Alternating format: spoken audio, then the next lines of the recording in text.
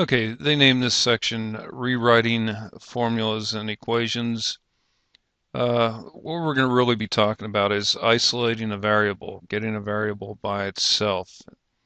Especially important will be what they call solving for y, or isolating y by itself in an equation. And we'll solve for other variables and formulas. Okay, you're going to be using this in future chapters, so it's pretty important.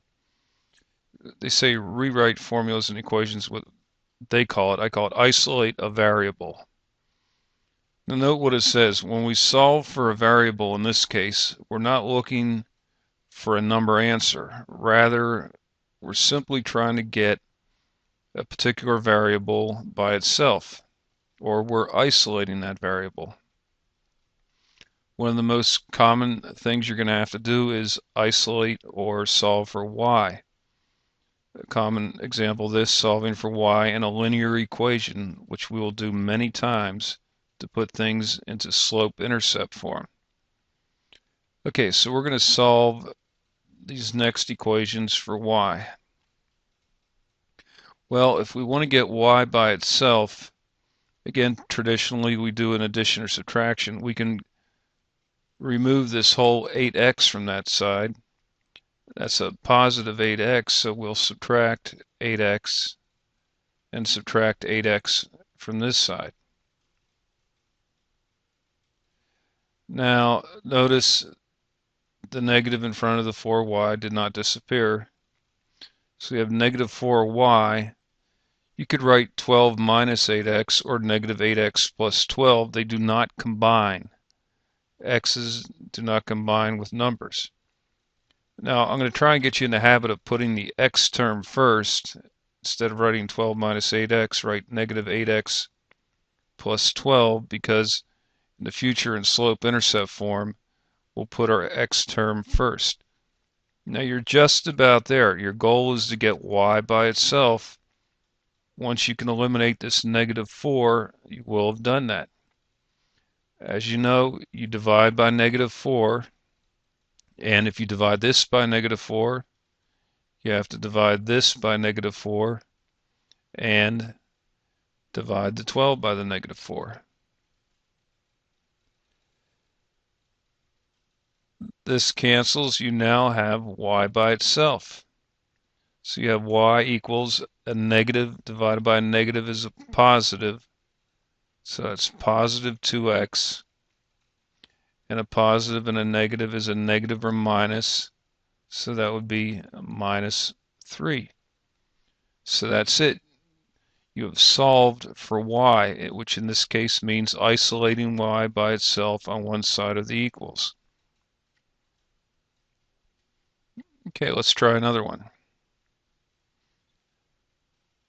We want to get y by itself. We'll start by eliminating the 7x from this side, and after we do that, we'll eliminate the 2. So again, that's the same as a positive 7x. So we'll go minus 7x on that side, minus 7x on that side. So now we have 2y equals negative 7x minus 24. You've got 2y and you want y, so you have to eliminate the 2 and then you'll be done. Divide by 2, divide by 2, divide by 2. You've now got y by itself. And yeah, you can just go ahead and leave that as an improper fraction. Negative 7 halves x, and 24 divided by 2 is 12.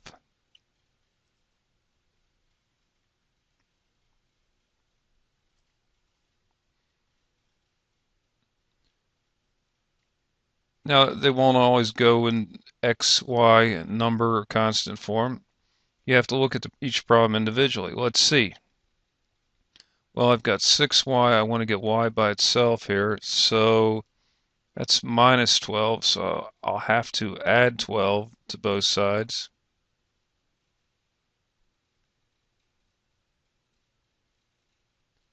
So now I have I'll write it up here.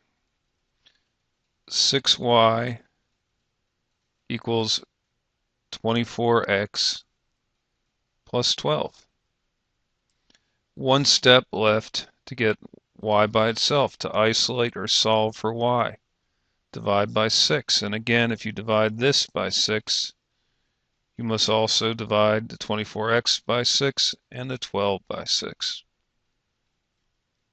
Now you've got y by itself. 24 divided by 6, you have 4x. 12 divided by 6, 2, and you're done. You've solved for y. And again, this is going to be very important because you're going to be doing this to put into slope-intercept form to be able to graph these linear equations. Okay, let's look at isolating some other variables besides just y. Now, in your book on page 26, there was numerous formulas. You might want to go back and review some of those. One of those formulas was, okay, the area of a triangle is 1/2 base times height. And again, a lot of these formulas you won't remember. If you remember about half of them, well, that's pretty good. And typically when you take standardized tests, they'll give you a formula sheet because they don't expect you to remember all formulas.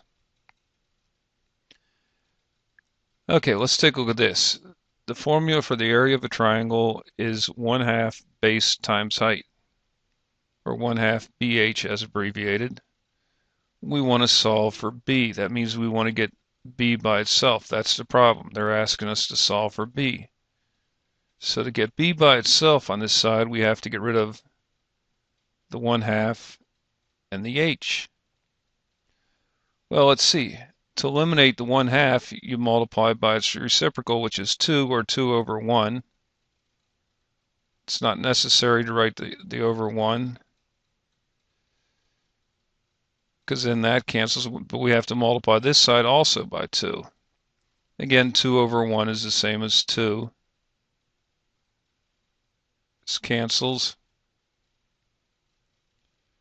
So now we have 2a equals BH. And they wanted you to isolate B. Well, you have to eliminate H. And just as if you had a number there like 2b and you wanted to eliminate the 2, you divide by 2. If you want to eliminate the H, just divide by H.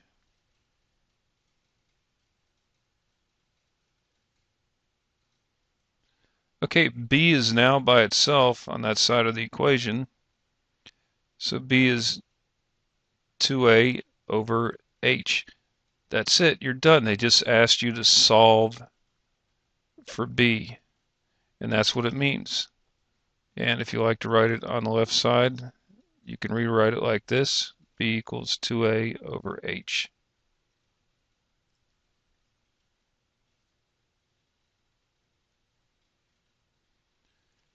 Okay, in the next problem, they said, okay, let's look at this one here. You might recognize this, degrees Fahrenheit and Celsius or centigrade for C. They give us the formula F equals 9/5 C plus 32. It says, okay, we want to solve for C and then find out what C is if F is equal to 212. Okay, first step. Well, we'll have to subtract the 32.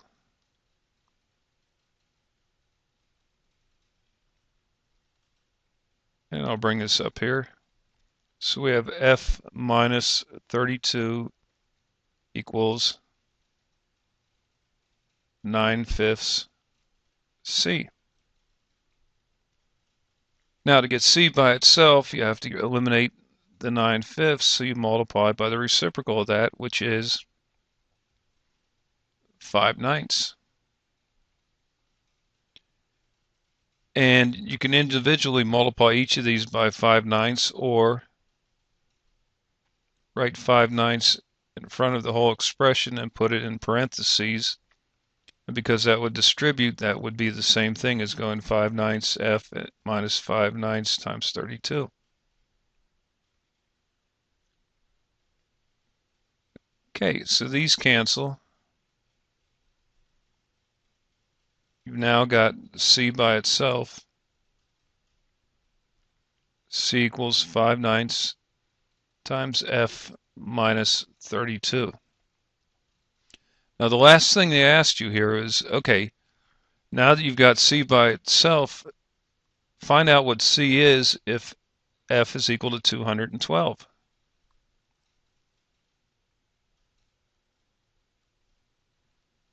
Well, if we go 5/9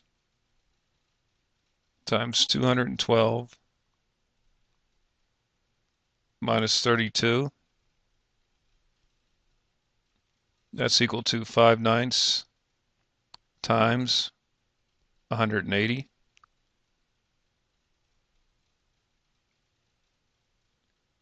And let's see, if we reduce 9 into 9 once, 9 into 180 20 times, we're left with 5 times 20, which is 100. So C is equal to 100 if F is equal to 212. And you might recognize these numbers from possibly a science class. The boiling point of water in Fahrenheit, or F, is 212, and the boiling point in centigrade or Celsius is 100.